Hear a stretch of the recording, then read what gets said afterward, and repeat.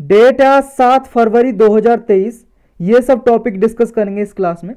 उससे पहले कुछ ऐसे टॉपिक हैं जो मैंने इंक्लूड नहीं किए, वो काफ़ी इंपॉर्टेंट भी हैं, जैसे विश्व भारती यूनिवर्सिटी। विश्व भारती यूनिवर्सिटी ये न्यूज में है। कहाँ पे है विश्व भारती यूनिवर्सिटी? ये देखो शांति निकेतन में, वेस्ट बंगाल में है। किसने बनाई थी ये यूनिवर्सिटी? 1921 में रविंद्रनाथ टैगोर जी ने इसको बनाया था।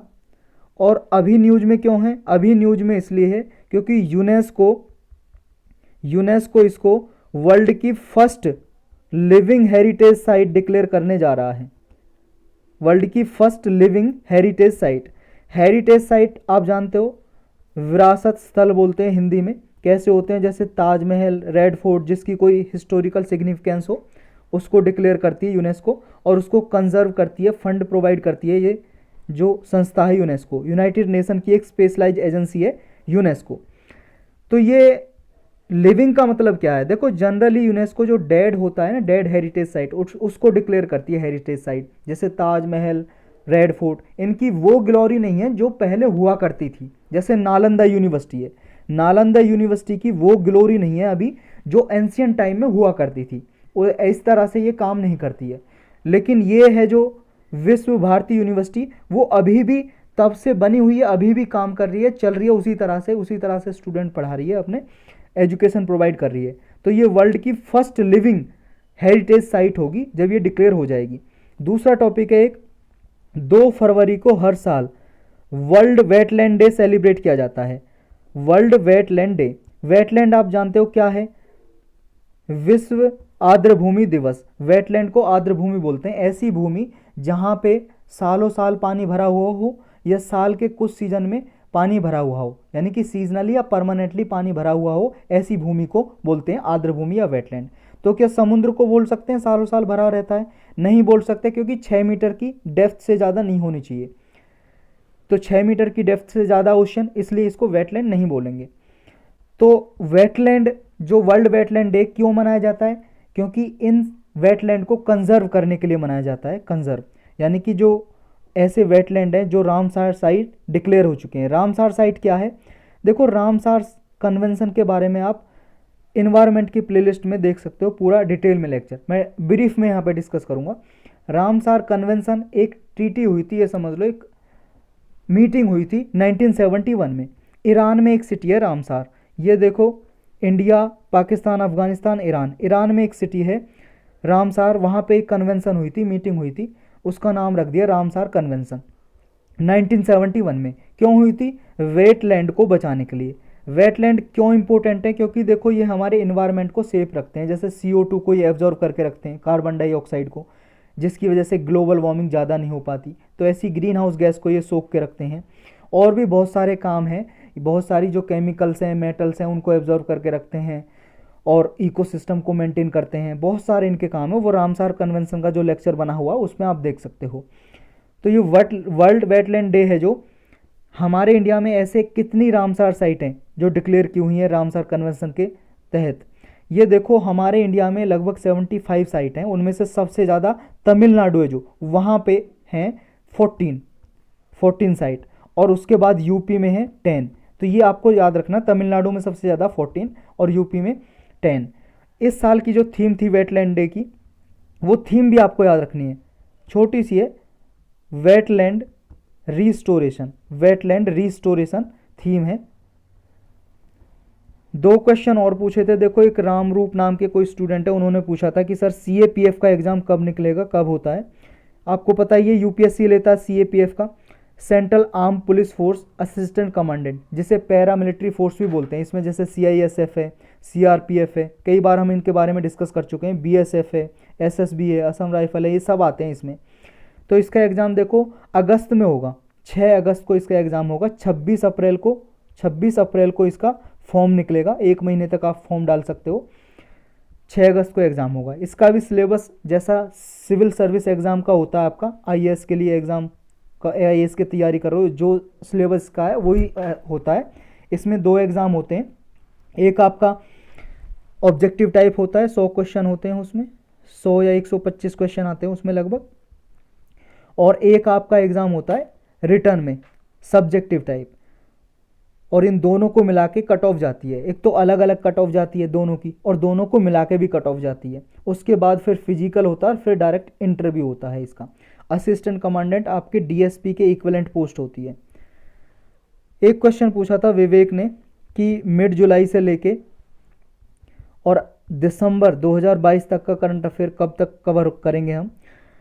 देखो मैं कोशिश कर रहा हूँ इसके नोट्स बनाने की, लेकिन बहुत टाइम लग रहा है। तो मैंने सोचा है, देखो जो बहुत ज़्यादा फेमस कोचिंग इंस्टीट्यूट हैं दिल्ली में, जैसे आपके विजन आईएएस हो गया या आपका वाजीराम हो गया, काफ़ी ज़्यादा पैसे कमाते हैं इसलिए फेमस हैं ये भाई साहब। तो ये पीडीएफ जारी करते हैं, बहुत ज़्यादा मेहनत करते हैं क्योंकि हायर करते हैं ये, तो मैं तो अकेला काम करता हूँ, इनकी टीम काम करती है। तो ये पीडीएफ जारी करते हैं करंट अफेयर की, तो इनकी पीडीएफ आ चुकी हैं। तो अगर आप कहो तो मैं इनकी पीडीएफ से जनवरी से लेके दिसंबर तक 2022 तक का पूरा करंट अफेयर हम रिवाइज कर लेते हैं इनकी पीडीएफ से। अगर जैसा कहो आप कमेंट सेक्शन में बता देना आप। फर्स्ट टॉपिक है नॉर्थ स्टार। ये प्रीलिम्स और जीएस पेपर 1 ज्योग्राफी के लिए इंपॉर्टेंट है। वाइस प्रेसिडेंट है हमारे, उन्होंने कहा था कि पार्लियामेंट हमारी डेमोक्रेसी का नॉर्थ स्टार है, यानी कि लोकतंत्र का ध्रुव तारा है। नॉर्थ स्टार को हिंदी में बोलते हैं ध्रुव तारा, ध्रुव तारा। तो इसलिए न्यूज में तो क्या है नॉर्थ स्टार, ये है भाई साहब नॉर्थ स्टार, जो सन की तरह आपको चमकीला दिखाई दे रहा है। इसे नॉर्थ स्टार या नॉर्थ पोलेरिस या फिर पोल स्टार के नाम से भी जानते हैं, और हिंदी में ध्रुव तारा। ये सन से लगभग 2500 टाइम्स ज़्यादा, 2500 टाइम्स ज़्यादा, 2500 गुना ज़्यादा चमकीला है सन से, जितना सन चमकीला दिखाई देता है। फिर आप कहोगे फिर ये हमें दिखाई क्यों नहीं देता, रात में दिखाई देता है। सबसे ज़्यादा चमकीला जो आपको आसमान में दिखाई देता तारा रात में, वो नॉर्थ स्टार ही होता है, या पोल स्टार बोलते हैं जिसे। लेकिन हमें ऐसे दिखाई क्यों नहीं देता जैसे सन हमें चमकीला दिखाई देता है, क्योंकि ये अर्थ से बहुत ज़्यादा दूर है। देखो अर्थ से सन नज़दीक है, लेकिन ये उससे भी बहुत कहीं ज़्यादा दूर है। कितना दूर है, 323 लाइट ईयर्स अवे। और लाइट ईयर्स क्या होता है, एक साल में प्रकाश की किरण जितना दूरी तय करती हैं उस दूरी को बोलेंगे एक लाइट ईयर। और सन किस वेलोसिटी से दूरी तय करती है सन की लाइट, आपको पता है प्रकाश कितनी वेलोसिटी, स्पीड ऑफ लाइट क्या है, प्रकाश की दूरी की चलने की चाल क्या है, 3 लाख किलोमीटर प्रति सेकंड। यानी कि एक सेकंड में 3 लाख किलोमीटर चल देता है प्रकाश। जो आपको लाइट दिखाई दे रही है ये, वो एक सेकंड में 3 लाख किलोमीटर चल लेती है। तो सोचो एक साल में कितनी दूरी तय करेगी, तो आप सोच भी नहीं सकते, आपकी सोच से बहुत ज़्यादा परे है। तो एक लाइट ईयर्स को आप 323 लाइट ईयर से मल्टीप्लाई करोगे तो 323 लाइट ईयर्स अवे है अर्थ से ये जो नॉर्थ पोल है, नॉर्थ पोलरिस है या पोल स्टार है, नॉर्थ स्टार है। और जो उर्सा माइनर कॉन्स्टेलेशन है ना, उसका पार्ट है ये नॉर्थ स्टार। और ये उर्सा माइनर कॉन्स्टेलेशन क्या है, कॉन्स्टेलेशन का मतलब होता है तारापुंज या तारा समूह बोलते हैं। यानी कि कुछ तारे पुंज है, उनका जो साइंटिस्ट हैं, एस्ट्रोनॉमर होते हैं जो, उन्होंने नाम दे दिया कि ये है उर्सा माइनर, ऐसे ही उर्सा मेजर, ऐसे नाम दे दिया उनके। तो उर्सा माइनर जो कॉन्स्टेलेशन है, तारापुंज है, उसका समूह में उसी का पार्ट है ये पोल स्टार। और देखो इंपॉर्टेंट एक चीज़ और है कि ये मोशनलेस है, यानी कि ये घूमता हुआ दिखाई नहीं देता नॉर्थ स्काई में। जैसे अर्थ है, अर्थ से ये भूमध्य रेखा है, इक्वेटर है, 0 डिग्री इक्वेटर। अगर हम नॉर्थ साइड में हैं, नॉर्थ साइड से ये हमें मोशनलेस दिखाई देता है, घूमता हुआ दिखाई नहीं देता, एक जगह है। लेकिन जो बाकी के सारे तारे हैं ना, स्टार हैं आसमान में, वो इस नॉर्थ स्टार के चारों ओर घूमते रहते हैं, चक्कर लगाते रहते हैं। और जब तक हम देखो नॉर्थ साइड में अर्थ के, तो बहुत सारे एंशियंट टाइम में, जब तक ये नहीं आया था ना कंपास, जिससे आप डायरेक्शन पता लगा देते हो कि नॉर्थ साउथ ईस्ट वेस्ट कहाँ पे। लेकिन जब तक ये कंपास नहीं बना था, तो एंशियंट टाइम में लोग देखो नॉर्थ स्टार को देख के नेविगेशन क्या करते थे, समुद्र में यात्रा क्या करते थे, कहीं आना जाना हो, नॉर्थ स्टार को रात में देख के कि हाँ हम किस तरफ हैं, किस तरफ जाना है, उसको देख के चला करते थे। लेकिन जैसे ही आप साउथ की तरफ आ जाओगे इक्वेटर से, तो ये नॉर्थ स्टार दिखना बंद हो जाता है, होराइजन से नीचे हो जाता है। तो ये पोजीशन जो इसकी है, लोकेशन के लिए भी यूज होती थी, नेविगेशन के लिए भी यूज होती थी। उर्सा माइनर क्या हम ऊपर डिस्कस कर चुके हैं, ये 48 कॉन्स्टेलेशन डिसाइड किए थे। ये ग्रीक एस्ट्रोनॉमर थे टॉलमी नाम के। टॉलमी ने ये 48 कॉन्स्टलेशन आइडेंटिफाई किए थे आसमान में, तारापुंज, तारा समूह अलग अलग, उनको नाम दिया था। तो ये उर्सा माइनर है जो, इसको लिटिल बियर के नाम से भी जानते हैं, क्योंकि जो इसकी शेप है ना, आसमान में तारे हैं जो, वो तारों की शेप कुछ भालू की तरह दिखाई देती है बनी, इसलिए इसका नाम है लिटिल बियर या उर्सा माइनर के नाम से भी जानते हैं। नेक्स्ट टॉपिक है धमाल। धमाल प्रीलिम्स के लिए इंपॉर्टेंट है। धमाल एक ट्रेडिशन है, इसमें परफॉर्मेंस की जाती है स्टेज पे। अभी रिसेंटली न्यूज में है, देखो ये है सिद्धी कम्युनिटी के पीपल हैं। सिद्धी एक जाति है जो मोस्टली गुजरात में भी पाई जाती है, महाराष्ट्र में, तेलंगाना में पाए जाते हैं ये पीपल, ये परफॉर्म करते हैं। ये जो धमाल है सूफी और अफ्रीकन म्यूजिकल एंड डांस का मिक्सचर है। सूफी जो म्यूजिक है और अफ्रीकन जो म्यूजिक और डांस है उसका मिक्सचर है। गुजरात में सिद्धी कम्युनिटी से स्पिरिचुअल प्रैक्टिसेस समझती है, यानी कि अपने जो स्पिरिचुअल गुरु होते हैं, उनके धार्मिक गुरु होते हैं, उनके सेलिब्रेशन के लिए ये परफॉर्म किया जाता है। इसमें सॉन्ग गाए जाते हैं, गीत, डांस किए जाते हैं, परफॉर्मेंस किए जाते हैं। जो अपने स्पिरिचुअल लीडर की बर्थ एनिवर्सरी होती है या डेथ एनिवर्सरी, उस पे ये परफॉर्म करते हैं, उसको सेलिब्रेट करते हैं। दो वे में ये परफॉर्म की जाती है। एक वे है डांस धमाल, दूसरा है बैसाखी धमाल। डांस धमाल में देखो बैठ के भी या डांस पोजीशन में परफॉर्म किया जाता है, और इसमें साउंड ज़्यादा फोकस किया जाता है, साउंड पे। जो बैसाखी धमाल है इसमें साउंड से ज़्यादा लिरिक्स पे ध्यान दिया जाता है, यानी कि साउंड जो इंस्ट्रूमेंट से साउंड निकलती है, धुन निकलती है, उस वो कम और लिरिक्स ज़्यादा होते हैं। ये बैठ के परफॉर्म किया जाता है बैसाखी धमाल, बैठ के। जो स्पिरिचुअल सॉन्ग्स हैं जो गाए जाते हैं धमाल के टाइम पे, उनको जिक्र के नाम से भी जानते हैं। जो धार्मिक गाने गाए जाते हैं उन्हें जिक्र बोलते हैं। ये पीपल हैं जो सिद्धी पीपल। जो सिद्धी हैं देखो कहाँ से आए थे ये लोग, ये अफ्रो इंडियन ट्राइब है, अफ्रो इंडियन पीपल है। अफ्रीका से ये लोग आए थे। ये 12th 13th 14th सेंचुरी में इंडियन ओशन को पार करके आए थे अफ्रीका से। ये अफ्रीका देख रहे हो आप, अफ्रीका से आए थे ये लोग। देखो यहाँ पे जब इस्लामिक लोग आए थे, इस्लामिक कुछ इन्वेडर आए थे अटैक करने के लिए, अफ़गानिस्तान से आए थे, ईरान से, तुर्की से यहाँ आए थे जो, या इधर से आए थे मिडल ईस्ट के अबव से। तो ये जो इस्लामिक इन्वेडर आए थे, अटैकर आए थे हमला करने के लिए यहाँ पे इंडिया पे, तो ये अपने साथ में लेके आए थे अफ्रीका से ये इन लोगों को। और कुछ पुर्तगीज जो पुर्तगाल से आए थे, ये पुर्तगाल है जो यहाँ पे, पुर्तगाल से आए थे लोग इंडिया में। तो उस टाइम पे भी ये अफ्रीकन लोगों को लेके आए थे। किस तरह, एज ए गुलाम की तरह भी, स्लेव बना के एनस्लेव गुलाम की तरह, या गार्ड, वो अपने गार्ड रक्षक रखते थे, या आर्मी चीफ रखते थे, या हरम कीपर थे। हरम कीपर क्या है जानेंगे। स्पिरिचुअल लीडर की तरह भी आए थे, कुछ धार्मिक गुरु बन के, कुछ सूफी सिंगर आए थे, कुछ डांसर, ट्रेजर, खजांची आए थे। तो ये हरम क्या है, देखो इस्लाम जो इन्वेडर आए थे वो एक हरम बना के रखते थे। हरम क्या है कि उन्हें जो सुंदर नारी लगती थी वो इस हरम में रखी जाती थी उनके एंजॉयमेंट के लिए, तो एक हरम रखते थे वो। तो इस तरह से भी लोगों को, यानी कि लड़कियों को रखा जाता था, महिलाओं को रखा जाता था। प्रेजेंट डे में देखो जो ये सिद्धी पीपल हैं जिनके बारे में हम पढ़ रहे हैं, जो अफ्रो इंडियन लोग हैं, ये सिद्धी पीपल गुजरात में भी रहते हैं, महाराष्ट्र में भी, कर्नाटक में भी, तेलंगाना स्टेट में भी पाए जाते हैं। नेक्स्ट टॉपिक है rice bran. Rice bran prelims के लिए इम्पोर्टेंट है मेनली, और जीएस पेपर 3 के लिए इम्पोर्टेंट है मेंस में। देखो अभी न्यूज में इसलिए, चाइना में देखो स्टेपल फूड है जो, उसकी कमी हो गई है। इस वजह से वो चाइना में फूड शॉर्टेज की वजह से, खाने की कमी की वजह से राइस ब्रान को खाने के लिए यूज किया जा रहा है। ये देखो ये है राइस ब्रान।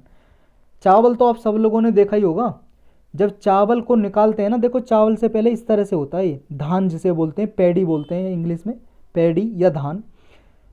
इसकी मिलिंग की जाती है, जो कंपनी होती है या मिलिंग मशीन होती है उसमें मिलिंग की जाती है। जो ऊपर ये छिलका चावल के ऊपर, इसे निकाला जाता है छिलके को, और छिलके को हटा के फिर वो जो वाइट चावल दिखाई देता है आपको, वाइट चावल निकलता है। ये छिलके को अगर हम पीस लें, इस तरह से बुरादा बना लें, तो यही है राइस ब्रान। इससे ऑयल भी बनता है, कि इसमें ऑयल भी पाया जाता है, तेल भी निकलता है इससे। तो rice bran one of the main by product है जब राइस की मिलिंग की जाती है। बाय प्रोडक्ट मतलब अवशेष। ये आउटर ब्राउन लेयर होती है ब्राउन राइस की, जिसे मिलिंग प्रोसेस में सेपरेट किया जाता है, और इसमें 14 to 18% ऑयल की मात्रा भी होती है। राइस ब्राइन में देखो न्यूट्रिएंट्स होते हैं बहुत ज़्यादा, अनसैचुरेटेड फैट होती है इसमें, विटामिन ई भी पाया जाता है, और भी कई सारे इंपॉर्टेंट पोषक तत्व मिलते हैं इसमें। जनरली देखो इसको मोस्टली एनिमल फीड के लिए यूज किया जाता है, यानी कि पशुओं को चारे की तरह खिलाया जाता है इसको। लेकिन अभी चाइना में कमी हो रही है स्टेपल फूड की, इस वजह से इसको खाने के लिए यूज किया जा रहा है। लेकिन इसलिए बहुत सारे न्यूट्रिएंट्स होते हैं, इंपॉर्टेंट भी होता है, इसलिए खाने के लिए भी यूज किया जा सकता है ह्यूमन के लिए। हेल्थ इफेक्ट्स क्या होते हैं इसको देखो, ये बहुत ज़्यादा इंपॉर्टेंट इसमें न्यूट्रिएंट्स है, तो हेल्थ के लिए भी अच्छा है। लिपिड लोअरिंग के लिए, हाइपोटेंसिंग के लिए, एंटीऑक्सीडेंट की तरह काम करता है। एंटी इन्फ्लेमेटरी इफेक्ट्स भी हैं इसके, यानी कि जो जलन वगैरह होती है बॉडी में उसको कम करता है, ब्लड प्रेशर को कंट्रोल करता है, और बॉवेल फंक्शन है उसको इम्प्रूव करता है। बॉवेल फंक्शन क्या है? बॉवेल को बोलते हैं, इंटेस्टाइन को भी बोलते हैं बॉवेल, इंटेस्टाइन। इंटेस्टाइन तो जानते हो, आंत या आंतड़ी जो होती है हमारे पेट के अंदर, तो उनके फंक्शन को इम्प्रूव करने के लिए अच्छा काम करता है राइस ब्रान। और इससे ऑयल भी निकाला जाता है, याद रखना 14 to 18% इसमें ऑयल कंटेनमेंट होता है। नेक्स्ट टॉपिक है म्यूओन्स। ये प्रीलिम्स के लिए इंपॉर्टेंट है और जीएस पेपर 3 मेंस में साइंस एंड टेक टॉपिक में आता है। म्यूओन्स क्या है, अभी रिसेंटली न्यूज में क्यों है? म्यूओन्स एक पार्टिकल है। पार्टिकल जानते हो पार्टिकल क्या होता है? कोई भी ऑब्जेक्ट का पीस, कोई भी ऑब्जेक्ट है, कोई भी ऑब्जेक्ट, जो भी आपको पेन, कॉपी या कोई भी स्पेस में, एटमॉस्फेयर में कोई भी ऑब्जेक्ट दिखाई दे रहा हो, उसका एक्सट्रीमली स्मॉल पीस, बहुत ही छोटा पीस, टुकड़ा, उसे बोलते हैं पार्टिकल। पार्टिकल को हिंदी में बोलेंगे कण। ये याद रखना, पार्टिकल को हिंदी में कण बोलते हैं। और मैटर होता है जो मैटर को बोलते हैं पदार्थ। और एटम को क्या बोलते हैं? एटम जानते हो आप, एटम परमाणु बोलते हैं, परमाणु। तो ये पार्टिकल है, जो पार्टिकल कई तरीके के होते हैं। मैटर एक तो मैटर में डिवाइड किया जा सकता है, या फोर्स मेडिएटिंग पार्टिकल जो फोर्स जनरेट करते हैं, जैसे बोसोन, हिग्स बोसोन का नाम सुना होगा ना, गॉड पार्टिकल जिसे बोलते हैं, जिससे जितने भी पूरे सोलर सिस्टम में, हमारे यूनिवर्स में पार्टिकल हैं, उनको सबको शक्ति कौन दे रहा है, पावर कौन दे रहा है? ये हिग्स बोसोन पार्टिकल की खोज की गई थी 2013 में, इस पे रिसर्च हुई थी। उस टाइम पे इसको नाम दिया था गॉड पार्टिकल, क्योंकि ये सभी पार्टिकल को एनर्जी दे रहा है, हिग्स बोसोन पार्टिकल। अलग से लेक्चर भी बना हुआ साइंस एंड टेक की प्लेलिस्ट में, जाके आप देख सकते हो वहाँ पे डिटेल में।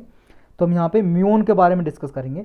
तो पार्टिकल मैटर में और फोर्स मेडिएटिंग जो पार्टिकल है उसमें डिवाइड किया जा सकता है।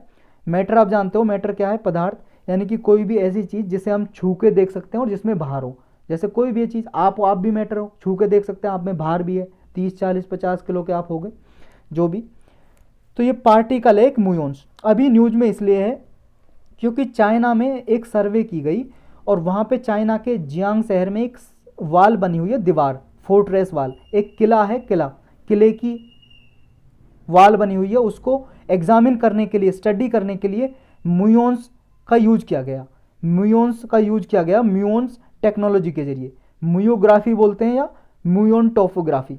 देखो आप एक्सरे जानते हो, एक्सरे सिंपल भाषा में समझो, बिल्कुल एक्सरे जानते हो, कभी तो करवाया होगा आपने बॉडी का एक्सरे। नहीं करवाया तो आप कभी रेलवे स्टेशन गए होंगे, या अगर मेट्रो सिटी में गए हो, दिल्ली, कोलकाता, जहाँ पे मेट्रो या मुंबई, मेट्रो में जब जाते हो तो एक्सरे मशीन होती है, उससे निकलती हैं एक्सरेज, किरणें निकलती हैं, तो एक्सरे निकलती है। इसी तरह से एक म्यूओन टोमोग्राफी होती है, म्यूओन टोमोग्राफी से म्यूओन निकलते हैं, और उससे क्या है, ये एक पार्टिकल में, सॉलिड पार्टिकल में पेनिट्रेट कर सकते हैं।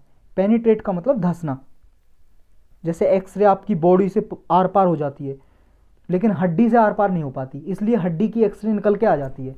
इसी तरह से म्यूओन्स क्या है, ये आर पार हो जाते हैं, किससे? सॉलिड पार्टिकल से भी। पत्थर है ना, पत्थर तो जानते हो आप, स्टोन से भी पार हो जाते हैं, इसलिए दीवार में से ये निकाल के म्यूओन टोमोग्राफी के जरिए इसमें पता लगाया गया, रिसर्च की गई, सर्वे की गई। तो ये म्यूओन्स क्या है, इन म्यूओन्स के बारे में हम डिटेल से जानेंगे। तो म्यूओन्स देखो इस तरह से अर्थ में इनको पेनिट्रेट किया जा सकता है या फिर आपके किसी स्टोन पार्टिकल में। देखो आप सोच रहे होंगे ये पेनिट्रेट कैसे कर जाते हैं स्टोन में से। एक बात सोचो, आपके कपड़े हैं, कोई भी कपड़ा है, लेगो कपड़े जब उठाओगे आप सूरज की तरफ इस कपड़े को करके देखो, मान लो ये शर्ट है, ये शर्ट है, अब इस शर्ट को आप सूरज की तरफ करके देखोगे तो आपके छोटे छोटे छोटे छोटे इसमें होल दिखाई देंगे, छिद्र दिखाई देंगे। वैसे देखने में नहीं दिखाई देते, आपको ऐसे लगता है कि हाँ ये बंद है बिल्कुल, लेकिन जब सूरज की तरफ करके देखोगे तो छोटे छोटे छेद दिखाई देंगे। यानी कि मान लो इतने ये छोटे छोटे छिद्र बने हुए हैं, होल। अब देखो इसमें मान लो मैं इतनी बड़ी बॉल निकालूं तो निकल नहीं सकती ना, लेकिन इन छिद्र से छोटी कोई चीज़ में मान लो पॉइंट की तरह निकालूं तो आसानी से निकल जाएगी, जैसे सूरज की रोशनी आर पार हो जाती है। इसी तरह से देखो जैसे आपका बाल है, बाल से भी कई गुना, हजारों लाखों गुना छोटे पार्टिकल होते हैं म्यून्स, जिन्हें आप नंगी आंखों से देख ही नहीं सकते। तो ये आर पार इसलिए हो जाते हैं। तो जो एक्सरे है ना आपकी बॉडी से आर पार हो जाती है, वो एक्सरे किरण है, वो इतनी इतनी बारीक है, इतनी बारीक है कि जो आपके रोम छिद्र हैं उनसे आर पार हो जाती है, आपको दिखाई नहीं दे सकती। तो स्टोन क्या है, जैसे कपड़ा बना हुआ है, कपड़ा कपड़ा भी तो धागे से बना हुआ है जोड़ जोड़ के। तो स्टोन क्या है, पत्थर, पत्थर भी तो ऐसे ही बना हुआ है किसी से जोड़ जोड़ के। इसके भी तो छोटे छोटे एटम होंगे, छोटे छोटे पदार्थ मतलब परमाणु होंगे, छोटे छोटे कणों से मिलके बना हुआ है, पार्टिकल से मिलके बना हुआ है ये पत्थर, और एक बड़ा पत्थर बन गया। तो इसमें भी तो कुछ छोटे छिद्र होंगे, हमें नंगी आंखों से नहीं दिखाई दे रहे। तो उन छोटे छोटे होल में से ये म्यून्स गुजर सकते हैं, म्यून्स, समझ रहे हो। तो म्यून्स इतने एक्सट्रीम स्मॉल पार्टिकल हैं। देखो जो पार्टिकल हैं इस तरह से हम उन्हें डिवाइड कर सकते हैं। यहाँ पे इस फिगर में देखो, आप इस वाले में देखो, ये फंडामेंटल पार्टिकल हैं, उनको डिवाइड किया जा सकता है मैटर पार्टिकल में। मैटर पार्टिकल को फर्मियोन्स भी बोलते हैं, फर्मियोन्स, या फोर्स मेडिएटिंग पार्टिकल जिनको बोसोन बोलते हैं। बोसोन को आगे ग्लूओन्स की कैटेगरी में बांटा जा सकता है, या ग्रेविटोन, या WN Z बोसोन, या फोटोन। फोटोन वही है जो आपका लाइट आ रही है ना, सूरज से लाइट आ रही है, वो फोटोन पैकेट की फॉर्म में आ रही है, उसे फोटोन बोलते हैं। तो फोर्स मेडिएटिंग पार्टिकल या मैटर पार्टिकल, जिन्हें फर्मियोन्स के नाम से भी जानते हैं, फर्मियोन्स के नाम से, ये फर्मियोन्स या मैटर पार्टिकल आगे डिवाइड होते हैं लेप्टॉन और क्वार्क में। क्वार्क कई प्रकार के होते हैं, up down charm Strange bottom और ये टॉप। लेप्टॉन है, लेप्टॉन इलेक्ट्रॉन लेप्टॉन में आते हैं। म्यूओन, ताऊ, TAU, पता नहीं प्रोनाउंसिएशन क्या होगा, ताऊ बोल सकते हो आप याद करने के लिए। और लेप्टॉन में ही न्यूट्रिनोज आते हैं। न्यूट्रिनोज में आपके इलेक्ट्रॉन, न्यूट्रिनो, म्यूओन और ताऊ, ये दूसरा आ गया, इसे VT से करते हैं, वी से करते हैं। वी एक तरह से इसका डिनोटिंग साइन है, डिनोट करते हैं, जिससे ये वाला साइन U की तरह का होता है, जिसे माइक्रो की तरह यूज करते हैं। तो जो म्यून है क्या है, एक लेप्टॉन है, लेप्टॉन का पार्ट है, और लेप्टॉन फर्मियोन्स मैटर का पार्ट है, हिस्सा है। तो हम यहाँ पे म्यून्स के बारे में पढ़ रहे हैं, म्यून्स, समझ रहे हो। तो ये म्यून्स है, जो इसको छोटा कर लेता हूं मैं, इसको इरेज भी कर लेता हूं। जो म्यून्स है ये सब एटॉमिक पार्टिकल हैं, सब एटॉमिक, क्योंकि देखो ये एटॉमिक पार्टिकल हैं, लेप्टॉन्स, क्वार्क, और इनका ही अंदर छोटे पार्टिकल हैं, इनसे छोटे पार्टिकल ये हैं म्यून्स, इलेक्ट्रॉन, TAU।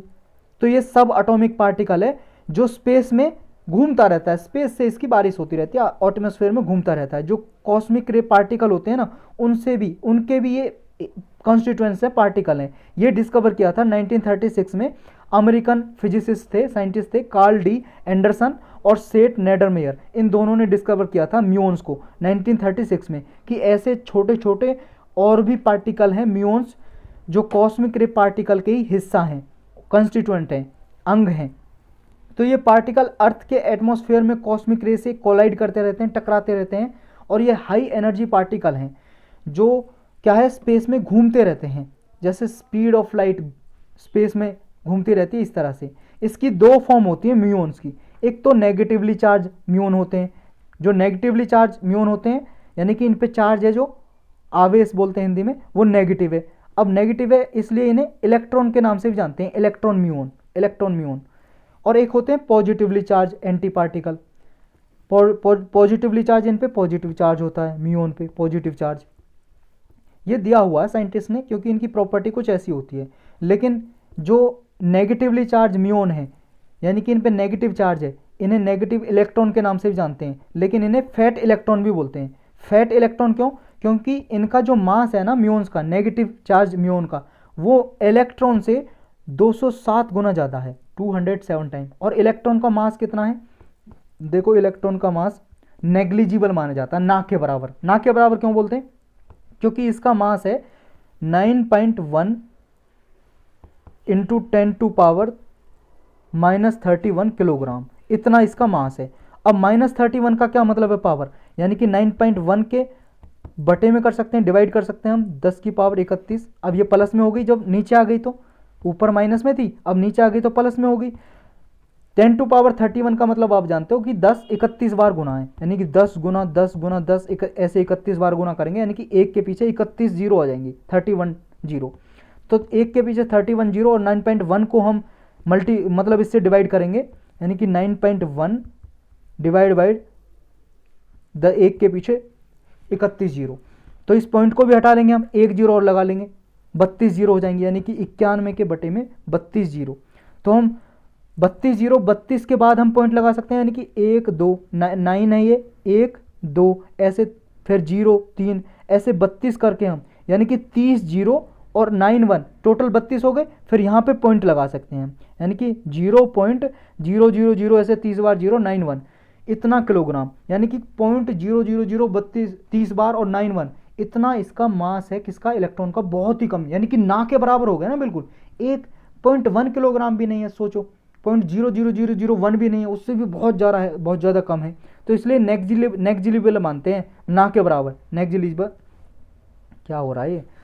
तो 9.1 इंटू 10⁻⁻31 किलोग्राम इसका भार है, और इससे 207 गुना ज़्यादा भारी है म्यून, लेकिन वो भी कम ही है, 0.1 से भी कम है, 0.1 किलोग्राम से 0.001 से भी कम है। तो 260 टाइम ज़्यादा है इलेक्ट्रॉन से, इसलिए फैट इलेक्ट्रॉन के नाम से भी जानते हैं म्यून्स को। तो ये थोड़े हैवी होते हैं, और रॉक, चट्टानों में से, स्टोन में से 100 मीटर तक, 100 मीटर तक ये एब्जॉर्ब हो सकते हैं, उसके अंदर घुस सकते हैं, और ये हाईली अनस्टेबल होते हैं, और 2.2 माइक्रोसेकंड तक एग्जिस्ट कर सकते हैं उसके अंदर। तो यही था म्यून्स के बारे में, आप समझ गए होंगे। पार्टिकल हैं, कण हैं ये भी। ग्रीन डील इंडस्ट्रियल प्लान, ये क्या है? ये प्रीलिम्स के लिए इंपॉर्टेंट है mainly. Green deal industrial plan किसने चलाया? पहले तो आपको ये याद रखना है, यूरोपियन यूनियन ने। यूरोपियन यूनियन एक संस्था, आप जानते हो, यूरोपियन कंट्रीज को मिला के ये बनी हुई है यूरोपियन यूनियन। इसने एक ग्रीन डील इंडस्ट्रियल प्लान चलाया है। किस लिए चलाया है? जैसा इसके नाम में ग्रीन, यानी कि इन्वायरमेंट को प्रोटेक्ट करने के लिए, इन्वायरमेंट से जो हार्मफुल ग्रीन हाउस गैस है उनको रिड्यूस करने के लिए, यानी कि ग्रीन इंडस्ट्री को प्रमोट करेगी ये। उनके लिए रेगुलेटरी फ्रेमवर्क, यानी कि नियम बनाएगी, फास्टर एक्सेस टू फंड, उन्हें पैसा प्रोवाइड करेगी, मनी प्रोवाइड करेगी, ताकि वो ग्रीन टेक्नोलॉजी को अडॉप्ट कर सकें, ऐसी कंपनी जो प्रदूषण फैला रही है। स्किल प्रोवाइड करेगी ये, और ट्रेड नेटवर्क को इम्प्रूव करेगी। एक नेट जीरो इंडस्ट्री एक्ट बनाया इसने, ताकि जो एनर्जी है, जो रिन्यूएबल एनर्जी है, उसका यूज किया जा सके, कार्बन को कैप्चर किया जा सके, रिन्यूएबल हाइड्रोजन वगैरह को प्रोड्यूस किया जा सके। एक क्रिटिकल लॉ मटेरियल एक्ट पास किया है। देखो, ये लॉ वगैरह आपको याद करने की जरूरत नहीं है, बस इतना याद रखो। ग्रीन डील इंडस्ट्रियल प्लान किसने लॉन्च किया? यूरोपियन यूनियन ने। किस लिए किया है? ग्रीन टेक्नोलॉजी को अडॉप्ट करने के लिए, ग्रीन हाउस गैस को रिड्यूस करने के लिए, और रिन्यूएबल एनर्जी को अडॉप्ट करने के लिए। इसमें एक यूरोपियन सोवरेनिटी फंड भी ये इंट्रोड्यूस किया है। यूरोपियन सोवरेनिटी फंड का मतलब ये है, जो भी कंपनियां ऐसी जो ग्रीन टेक्नोलॉजी के लिए इन्वेस्टमेंट चाहती हैं, उनमें इन्वेस्टमेंट की जाएगी, और ये स्किल को भी इन्हेंस करेगी। एक नेट जीरो इंडस्ट्री अकेडमीज बनाई है इसने, उसमें स्किल प्रोवाइड करेगी ये ऐसी इंडस्ट्रीज़ को जो ग्रीन टेक्नोलॉजी अपनाना चाहती हैं। नेक्स्ट टॉपिक है आंध्र प्रदेश मॉडल। ये देखो, प्रीलिम्स के लिए भी इंपॉर्टेंट है, और जीएस पेपर 2 और 3 के लिए भी इंपॉर्टेंट है, मेंस के लिए। आप सबको पता है ओल्ड पेंशन स्कीम और जो national pension scheme, new national pension scheme है, उसके ऊपर डिबेट चल रही है। कुछ पार्टी ऐसी हैं स्टेट में जो उन्होंने गवर्नमेंट बनाई है, उसने ओल्ड पेंशन स्कीम शुरू कर दी। ये 2004 में डिसकंटिन्यू कर दी थी ओल्ड पेंशन स्कीम। इसमें होता क्या था, जो गवर्नमेंट एम्प्लॉय हैं, सरकारी कर्मचारी हैं, वो जैसे मान लो रिटायर हो गए, 2023 में रिटायर हो गए, 2023 में उनकी जो तनख्वाह थी, सैलरी थी, वो 50,000 थी, तो उन्हें ज़िंदगी भर 50,000 का आधा, 50,000 का आधा कितना हो जाएगा 25,000, जब तक वो मरेंगे नहीं 50,000 का आधा 25,000 उन्हें सैलरी यानी कि पेंशन की तरह मिलती रहेगी हर महीने। तो ये थी ओल्ड पेंशन स्कीम। लेकिन न्यू पेंशन स्कीम में ऐसा नहीं था, उसमें आपको कुछ आपका पीएफ कटता है 12%, 12% गवर्नमेंट देती है, उस पर जो ब्याज मिलता है वो पैसा आपका इकट्ठा होता है, वही पैसा आपको दिया जाता था, मतलब अब दिया जाता है रिटायरमेंट के बाद। वो आप चाहे पेंशन में ले लो, महीने महीने ले लो, किस्त की तरह, इंस्टॉलमेंट की तरह, या फिर आप एकदम से निकाल लो अपने अकाउंट से, पीएफ अकाउंट से। तो ये है न्यू पेंशन स्कीम। तो इस पे देखो सेंट्रल गवर्नमेंट ने ये 2004 में डिसकंटिन्यू करती थी ओल्ड पेंशन स्कीम, उसकी जगह ये न्यू पेंशन स्कीम लेके आए। तो अभी न्यू पेंशन स्कीम है, अभी गवर्नमेंट जो एम्प्लॉय हैं उनको सरकारी पेंशन नहीं मिलती। और देखो न्यू पेंशन स्कीम में आर्म फोर्सेज नहीं आती, हमारे जो मिलिट्री मैन हैं, जो फौजी हैं वो नहीं आते, उनको पेंशन मिलती है, वो न्यू पेंशन स्कीम में नहीं आते, उनको पेंशन मिलती रहेगी। बाकी के जो गवर्नमेंट एम्प्लॉय हैं, सरकारी कर्मचारी हैं, वो न्यू पेंशन स्कीम में आते हैं। तो कुछ स्टेट से डिमांड उठती है कि ओल्ड पेंशन स्कीम को जारी किया जाए, और ओल्ड पेंशन स्कीम किसी स्टेट में इम्प्लीमेंट भी करती है, जैसे हिमाचल प्रदेश में जारी कर दी है, लागू कर दी है। तो ये ओल्ड पेंशन स्कीम और न्यू पेंशन स्कीम में फ़ायदे नुकसान क्या हैं? देखो इसमें गवर्नमेंट का कहना ये है, ओल्ड पेंशन स्कीम जिसमें पेंशन देनी पड़ती है रिटायरमेंट के बाद, गवर्नमेंट का खर्चा बहुत ज़्यादा हो जाता है इसमें, इसलिए गवर्नमेंट का डेट कर्ज बढ़ जाता है, डेफिसिट बढ़ जाता है, घाटा बढ़ जाता है। इस वजह से न्यू पेंशन स्कीम लेके आए थे कि जो पैसा वो जमा करेंगे उसमें कुछ गवर्नमेंट भी कंट्रीब्यूट करेगी और उनका ब्याज लगा के उसको देंगे, लेकिन पेंशन नहीं देंगे। तो इस पर बहस चलती रहती है। तो इसका कुछ मिडल पाथ हो सकता है क्या? हो सकता है। क्या? आंध्र प्रदेश मॉडल। आंध्र प्रदेश ने ऐसा क्या अपनाया है? आंध्र प्रदेश ने देखो ना तो ओल्ड पेंशन स्कीम अपनाई, ना न्यू पेंशन स्कीम अपने स्टेट गवर्नमेंट के एम्प्लॉयज़ के लिए। तो क्या है? दो ऑप्शन है। पहला ऑप्शन ये है कि एम्प्लॉयज़ हैं, जो कर्मचारी हैं, सरकारी कर्मचारी, उनकी 10% सैलरी हर महीने, बेसिक सैलरी का 10% डिडक्ट की जाए, यानी कि उनकी जैसे बेसिक सैलरी है जो, उसका 10% काट ले गवर्नमेंट, और 10% एक अकाउंट में जमा करे, और फिर 10% का 33%, 10% जो हुई है उसका मतलब उनकी जो लास्ट ड्रॉन सैलरी है, जैसे मान लो बेसिक सैलरी है, बेसिक सैलरी का 10% मान लो 1,000 रुपये हो गए, या मान लो 10,000 रुपये हो गए, या 2,000 रुपये, कितने मान लो 1,000 रुपये मान लो, ये 1,000 रुपये कट गए। अब ये 1,000 रुपये उसके अकाउंट में, पीएफ अकाउंट में जमा होते रहेंगे, और कुछ गवर्नमेंट जमा करेगी, कुछ गवर्नमेंट जमा करेगी, मान लो 10% कटे, 10% गवर्नमेंट देगी। और जब वो रिटायर होंगे, उनकी मान लो उस रिटायरमेंट के टाइम पे उनकी सैलरी मान लो 50,000 थी, अब 50,000 का 33%, 50,000 का 33% लगभग 17,000 के लगभग हो जाएगा। 17,000 रुपये उन्हें पेंशन के तौर पे दें, यानी कि आधी सैलरी ना दें, जो पहले 25,000 दिया जा रहा था ऐसे ना हो। अब 10% कट रहा है, लेकिन उन्हें 33% सैलरी दे रही है, जो सैलरी है उनकी 10, उसका सैलरी का 33%, यानी कि आधी नहीं देनी पड़ रही। या दूसरा ऑप्शन हो सकता है, इसमें है 14% काटो सैलरी से हर महीने, और जब रिटायरमेंट होने के बाद जो उनकी सैलरी रहे उस टाइम पे, उसका 40% एज ए पेंशन उन्हें दो जीवन भर। तो ये मिडल पाथ हो सकता है कि ना तो आपको आधी सैलरी देनी पड़ेगी, आप 14% काट के 40% दे रहे हो उनकी लास्ट सैलरी का, ये एक उपाय हो सकता है, या 10% काट के 33% दे सकते हो, ये एक मिडल पाथ हो सकता है। तो ये आप मेंस के आंसर में यूज कर सकते हो आप। यही टॉपिक थे आज के।